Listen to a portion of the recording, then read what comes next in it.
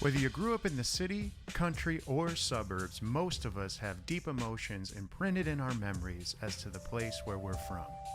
In BT's Neighborhood, we'll investigate two questions: who am I and whose am I? These questions, we hope, will point us in a more distinct direction of knowing how to live into the greatest commandment: to love the Lord our God with all our heart, mind, and soul, and to love our neighbor as ourselves. How can we love those around us, especially those who challenge or oppose us, if we don't even know who we are or how to express love for God, others, and ourselves? So take a walk with us, learn where to buy your groceries, and where to find a good conversation. This podcast is brought to you by Roberts Wesleyan University in conjunction with the Office of Spiritual Life. We want to welcome you to the neighborhood. Welcome to the neighborhood, BT's Neighborhood, a podcast that's sponsored and held here right on the campus of Roberts Wesleyan University. And this podcast, I don't even know if I've said this, but it is named after our founder, BT Roberts, hence BT's Neighborhood. And you are welcome to be a part of our neighborhood. This semester, we have been exploring the theme becoming.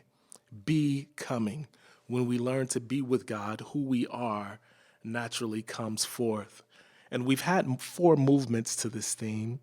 The first movement is knowing God. The second movement is knowing how God designed you.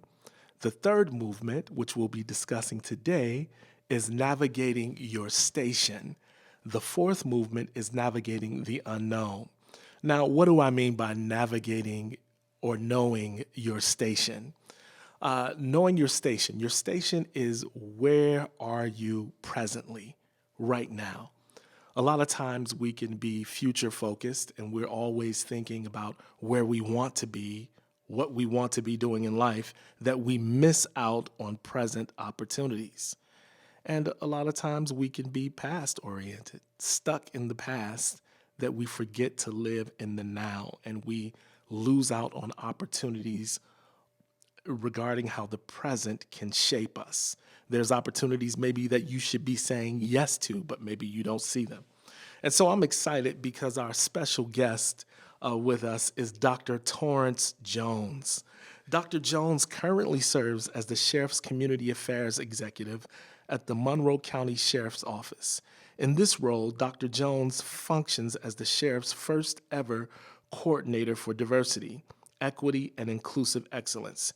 He also serves as an assistant professor of business and criminal justice at Houghton University. He's an adjunct professor of executive leadership at St. John Fisher University, and he is an adjunct professor for Northeastern Seminary right here at Roberts Wesleyan University. He's also an ordained minister. Dr. Jones, welcome to the podcast. Glad to have you. Thank you. My sincere expression of gratitude goes out to you. Thank you for welcoming me here, and I'm just happy to have a conversation. I think that those 4 themes is very relevant today in society, so I'm excited, especially to be having this conversation with you, so thank you. Yes, and then also I want to say congratulations, because your book, I'm looking at it right here, your book has just been released. I saw on social media you opened up the box, and Dr. Jones has just come out with a new book called Leading While Black, The Intersectionality of Race, Leadership, and God. Very important book, man, and so congratulations. Thank you so much. This blood, sweat, and tears right here. This is my baby, my first book, inaugural book, and I'm just in awe of the journey. Just the journey of where God has brought me from. Growing up, I never thought to myself, oh, I want to write a book one day. I never thought that. But I'm just very excited for where God has brought me to at this point. If you don't mind me asking, so where did the idea to write this book come from? Yeah, so great question. So it originally started really during my journey of grad school. Grad school experience was at Northeastern Seminary. I began to learn more about theology and what does that mean, and progressing from there, my journey at St. John Fisher University and my dissertation research, really looking at leadership from that theological arena, that those tools that I garnished from NES, as well as leaders of culture, leaders of the black life, leaders of color. So those two intersections, really looking at that and what those experiences are, they are truly unique experiences. And this book is really about, hey, I want to unearth those voices, unearthing the voices of leaders of black life and Christian faith, because it really is a unique lens in which you're looking at leadership, your experiences in society. Take those leadership experiences, journeying with God, journeying in life, public life, and then I offer 5 leadership strategies. I take those experiences and say, hey, for optimum public engagement, these are 5 key strategies that you have to consider, that you have to look at. So that's sort of, I guess, how that journey began and how it conceptualizes it, I guess, in my mind. Yeah. If you ask God that question, he may have planted this, I don't know, when I was 5 or 6, but I didn't begin to even see that this needs to be out there really until my grad school experiences. Which I think is very relevant to navigating your station. Yeah. There are opportunities that present themselves along our journey, and maybe there are things that you didn't plan on it, but as you recognize the unique place and time that you have, the unique moment, the opportunities, and just saying yes to those, Absolutely. Yeah, I did not know that any of this would happen. If you asked me a few decades ago, my dream was I want to go into the NFL. That's my dream. I love sports. That's what I want to do, or wanted to do. But I hear a saying that if you want to make God laugh, tell God what you have in mind. Yeah. That's what I had in mind. But God he completely blew my mind. And beyond my wildest dreams. So. Awesome. Wow. So to all the listeners out there, make sure that you pick up a copy for yourself and gift one for a friend. Yeah. I'm going to get my copy here soon. The book is Leading While Black by Torrence J.R. Jones. So in terms of knowing your station and becoming, what should a person look for in their station? Like what helps to shape that more, even gaining awareness of that my present reality can shape me? Yeah, and that is a great question. And how I think about my station currently, or just really responding to that question, I really think it's important to take a couple steps back and first ask, well, who am I? And understanding who you are, being created in the image of God and in the likeness of God. What is God calling me to do?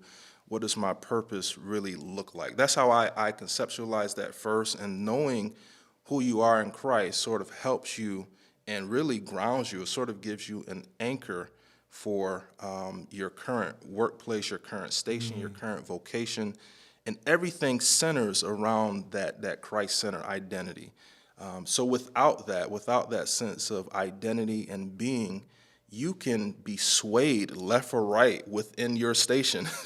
You can be swayed anywhere.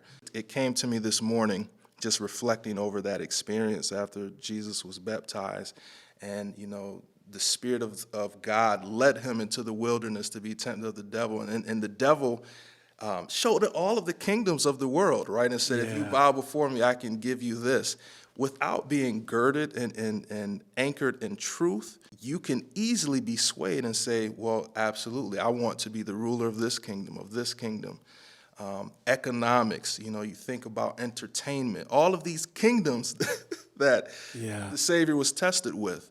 Being girded, rooted in truth of who you are, it helps you to not sway along your journey. So that's how I think about. I believe it first begins with who you are, and secondly, whose you are. So those two, who you are and whose you are. Oh, good. Powerful. I love that, because you are what I kind of getting from what you're saying.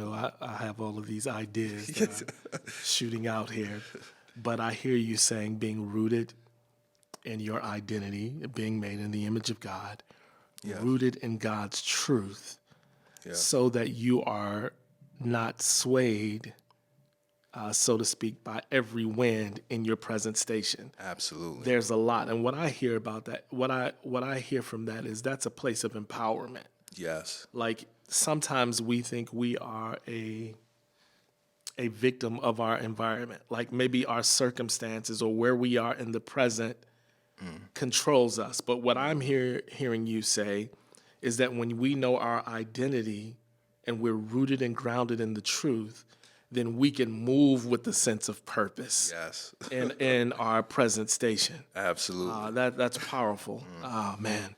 So what would you say has helped you be rooted and grounded in your identity and in the truth? Yeah. So a couple of things, and just even going back to your comments. I mean, you gave me a lot of different thoughts too about being thermostats and not thermometers. We sort of, and that's just words from Dr. King. We sort of change and push the temperature of society, and we're not just swayed up and down by the social norms, but we sort of push that and challenge society to really look at what's ethical and what's moral in light of God's will. Really, I guess going back to the anchor of your question there, things that have really anchored me, I was brought, and I'm very thankful for this experience. My parents raised me in the church. Yeah. They raised me. I am a son of the church, and particularly I'm a son of the Black church. Yeah. I'm very thankful for that rooting and upbringing, because without that, without those Christian morals, life would truly be challenging. And it's not to say that being a Christian, it erases all of the challenges that you will face in life. But being a Christian means that you don't have to walk with those challenges alone. You have a Savior that walks with you. You have a deliverer that walks with you. So that's how I think about that. The response to that answer, that was just rooted within me from birth. And that's just a personal testimony for me. Any time, in any space or workplace or environment that I'm in, I really always just go back to that thought. Well, who am I and whose am I? And what is God calling me to do and to be in this particular season of my life? Yeah. So that's how I think of it. Yeah, that's great. I love what you said, that God is with us, that we are not alone in it. And that's something that, in terms of knowing your station, is knowing that God too is in the station. And you talked about this earlier, but the gift of the incarnation, that God in Christ enters into our station. He enters into our reality to help us navigate that.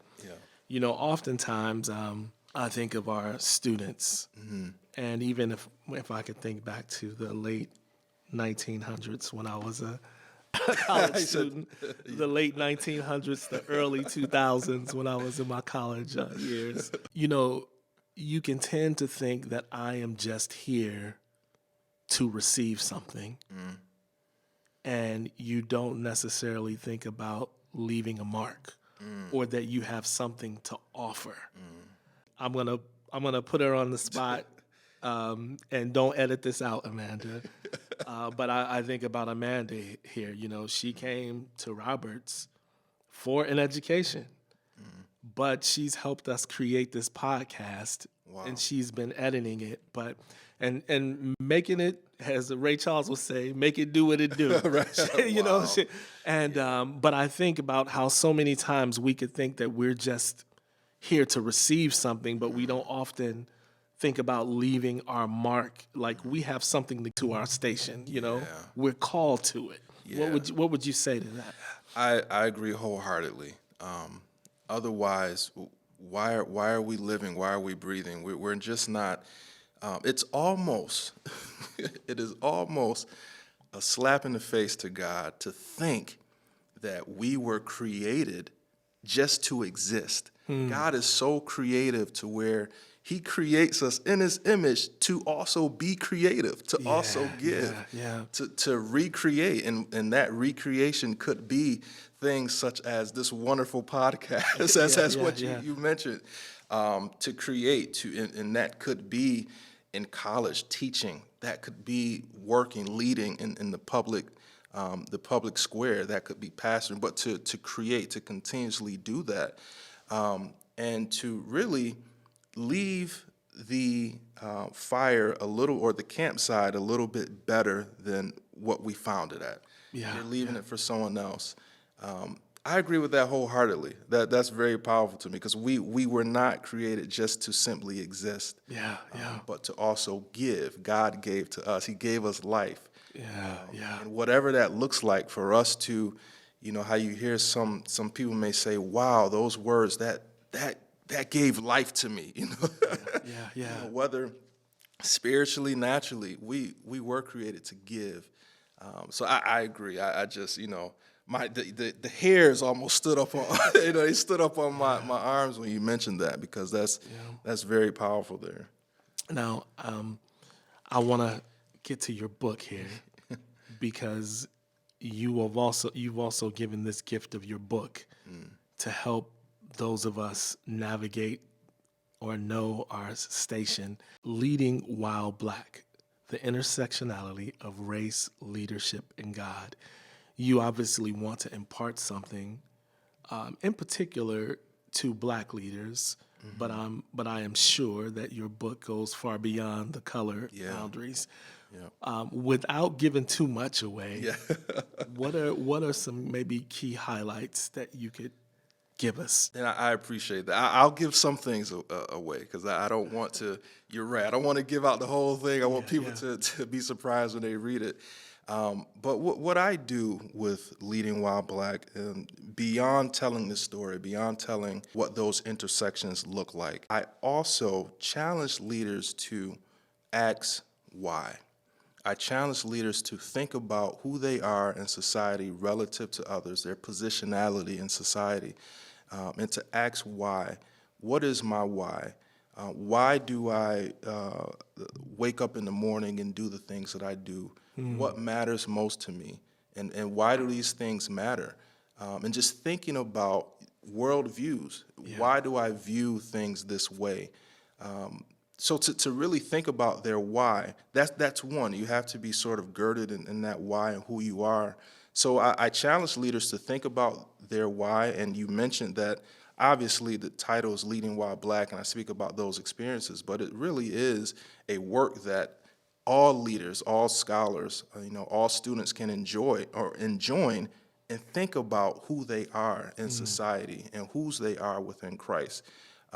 And particularly going beyond the sort of stretching, I guess, making this a little bit more broad now, one of the strategies or suggestions that I give and offer to leaders is you have to know the context of your environment, and you have to build relationships. Yeah, that's great. That's one of the five that, so I'll leave one, and then I'll let everyone read the next. But you have to know the context of your environment, and you have to build relationships. Within that overarching strategy or suggestion, I give 7 tips within that. So I'll share that here.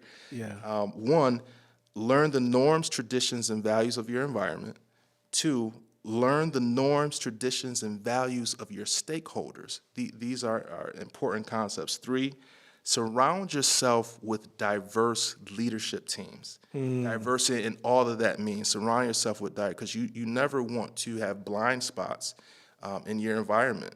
So diverse leadership teams help avoid blind spots. 4, create a team that knows the landscape and rely on their wisdom.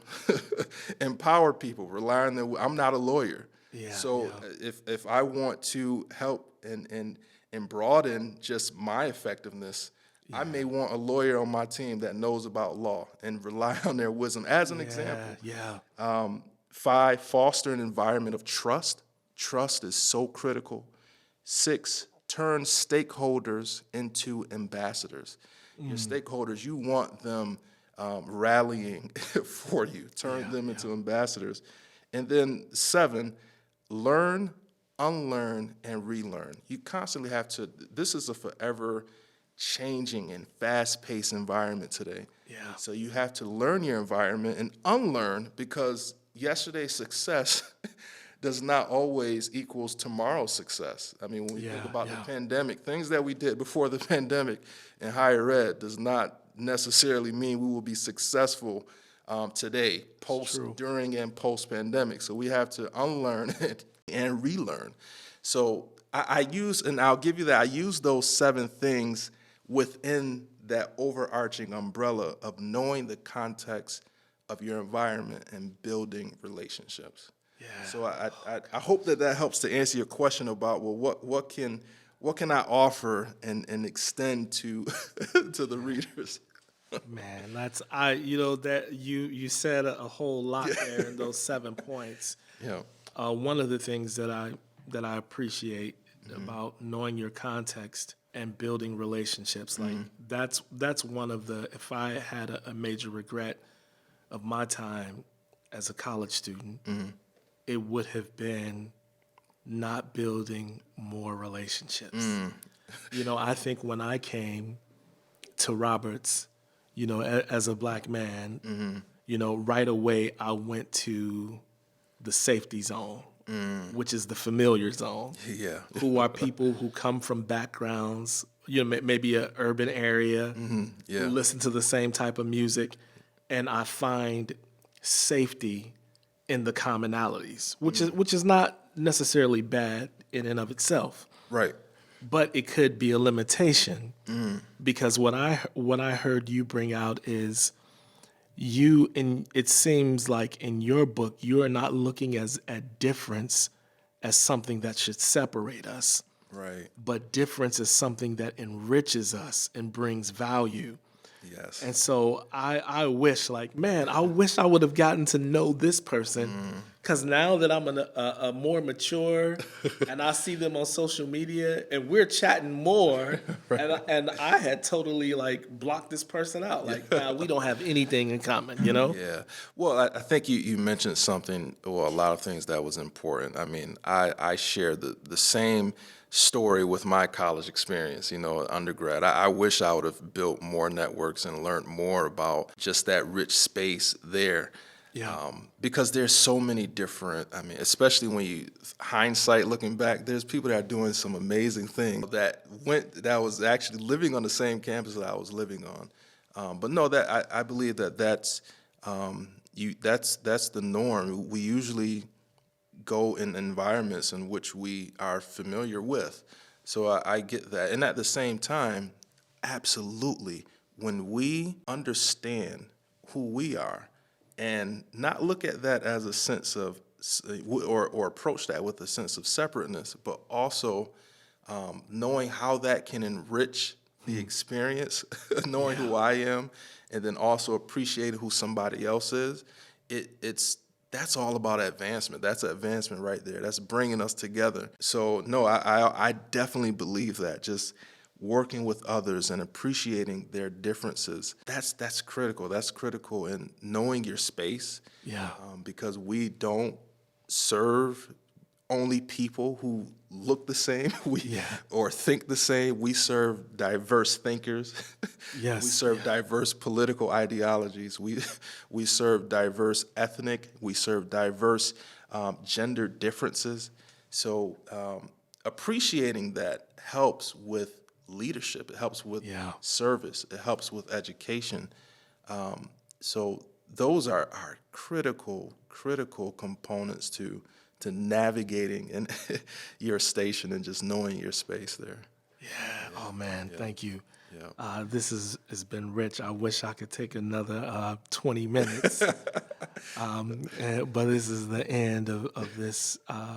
We'll say this session. Hopefully we get to have some other sessions. Absolutely. But I want to mention you shared a little bit from your book here. Thank you. And I want to encourage our listeners to check out Leading While Black by Dr. Torrence J.R. Jones. Man, what he shared here makes me want to delve into this book quickly. And I hope that this podcast has just been helpful to you in your journey. Remember, if this is a positive influence on you, you're really enjoying these, don't forget to let us know. Shoot us an email, holler at us on social media, let us know that you're enjoying this podcast. We're always open to feedback. And thank you that you've taken a moment to listen and tune in. And we'll see you next time in BT's Neighborhood.